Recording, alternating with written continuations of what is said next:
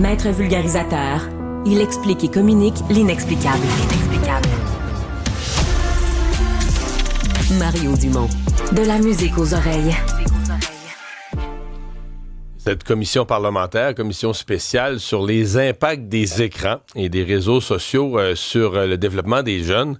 Et consultation qui a commencé, là, il s'en est déroulé cet automne avec un premier constat qui nous est révélé ce matin à l'effet que, quand on les consulte eux-mêmes, les adolescents, il y en a un bon nombre, une majorité, qui sont d'accord avec le bannissement complet. Parce que là, présentement, le cellulaire est banni en classe, mais il y a des jeunes qui seraient d'accord pour qu'on le bannisse à l'école, tout court, pas juste dans la classe, mais qu'on ne l'amène plus à l'école. Amélie Dionne, députée de Rivière-du-Loup-Témiscouata pour la CAQ, est la présidente de cette commission spéciale. Bonjour, Mme Dionne. Bonjour, M. Dumont. Bon, racontez-nous un peu. D'abord, je pense que les gens n'ont pas tant suivi dans le quotidien. Parlez-nous un peu de ce que vous avez fait comme consultation. Je comprends que c'est une commission non partisane comme on a eu d'autres. Effectivement, donc c'est le 6 juin qu'il y a une motion qui a été adoptée à l'Assemblée nationale là, de la part de 125 députés pour créer une commission spéciale là, qui pourrait se pencher sur les effets justement des écrans et des réseaux sociaux sur les jeunes. Donc effectivement que les jeunes sont au cœur de nos travaux. Donc, il y a eu une première phase de consultation en septembre là, où on a accueilli différents experts avec qui on a discuté aussi là, des problématiques engendrées par les réseaux sociaux, des écrans, mais aussi, faut comprendre aussi qu'il y a des effets bénéfiques quand on parle des outils pédagogiques et tout ça. Donc, suite à ces consultations-là, on voulait aller valider sur le terrain, justement, l'opinion des jeunes parce que, comme je vous dis, c'est vraiment la commission s'attarde beaucoup à la santé et au développement des jeunes. Mais je suis curieux d'entendre le comment, là, parce que vous êtes une gang de députés, un groupe de députés, vous débarquez dans des écoles, quoi, c'est des jeunes qui sont sélectionnés par l'école, c'est des jeunes que vous choisissez au hasard, de quelle façon vous faites les rencontres pour les consulter, ou est-ce que c'est fait par écrit des espèces de sondages? Comment on procède? On a vraiment fait une tournée de 18 écoles. On a consulté, on voulait avoir quand même différentes particularités là, des écoles publiques, privées, francophones, anglophones, les indices de défavorisation variés, plusieurs régions, mais c'était vraiment sur place, mais c'était en petits groupes.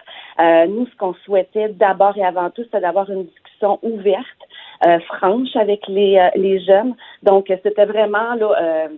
Pas tout l'ensemble de la commission qui se déplaçait, mais un petit groupe pour justement se retrouver avec un environnement plus propice aux discussions, parce qu'on se disait, les faire venir en audition publique, c'est quand même impressionnant quand on vient en commission parlementaire.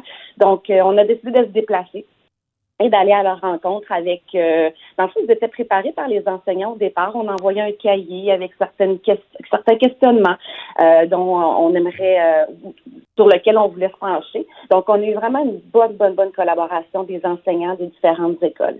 Donc, il y a plusieurs constats. Vous savez, les jeunes sont très sensibles aux écrans puis aux impacts. Justement, ils sont premièrement, au niveau de la mesure, je vous dirais, à l'intérieur des classes, l'interdiction à l'intérieur des classes, ils sont en majorité favorables. Ce qu'ils nous disent, c'est que c'est vraiment une source de distraction d'avoir le cellulaire sur soi. Donc, c'est sûr qu'il faut nuancer aussi. C'est pas une démarche scientifique, les consultations avec les jeunes, mais ça va faire partie de tout, justement, quand on va aller en deuxième phase de consultation, on va rencontrer d'autres experts. Donc, ça fera une partie de ce qu'on aura récolté comme information. Mais c'est quand même intéressant. Je comprends. Mais en classe, que ce soit une distraction, moi, ça, il vous le dit, je le comprends, mais...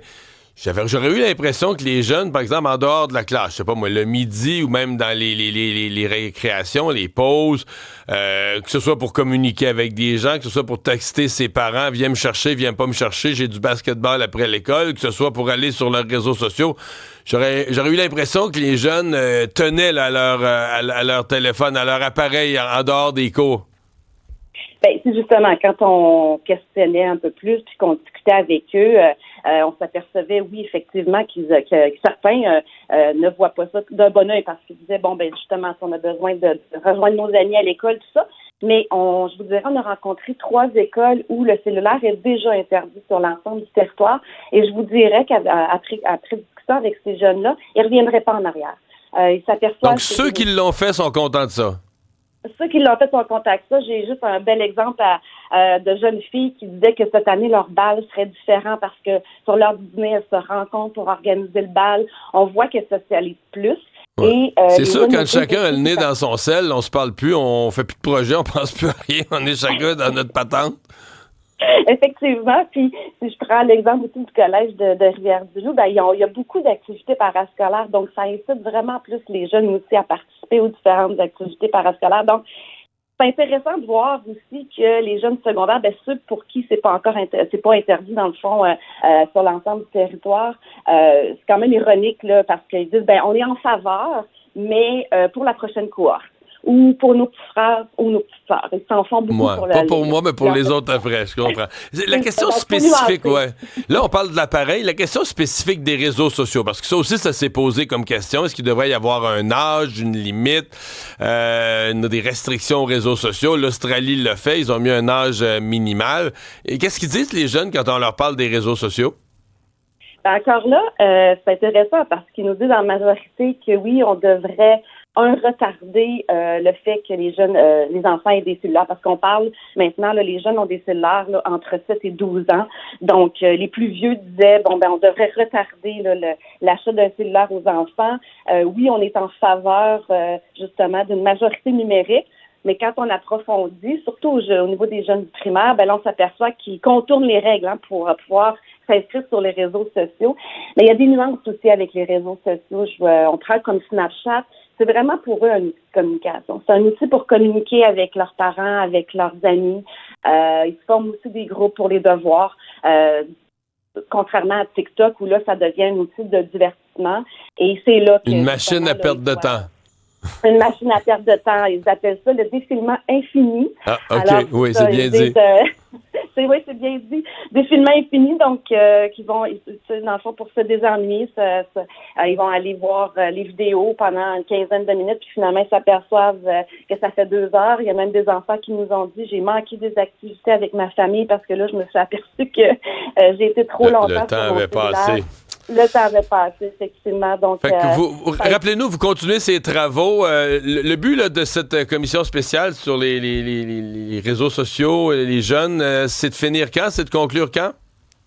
On a un rapport, dans le fond, remettre un rapport de recommandation au gouvernement d'ici le 30 mai. Donc, cette semaine, on débute une deuxième phase. Oui, au printemps, on débute une deuxième phase de consultation là, cette semaine.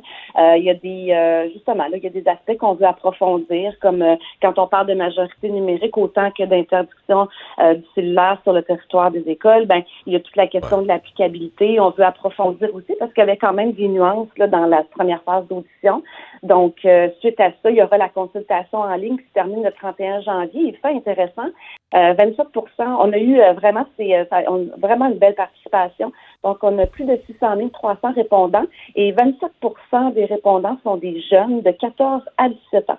Donc, ça va être vraiment intéressant de voir les résultats de ce sondage-là qui va faire partie là, de tout ce qu'on a fait là, comme de consultation là, pour justement pouvoir émettre un rapport là, bien étoffé. Quand vous allez sortir votre rapport, ça va lancer tout un débat dans la société parce que c'est vraiment quelque chose qui touche tout le monde. Amélie Dionne, merci beaucoup.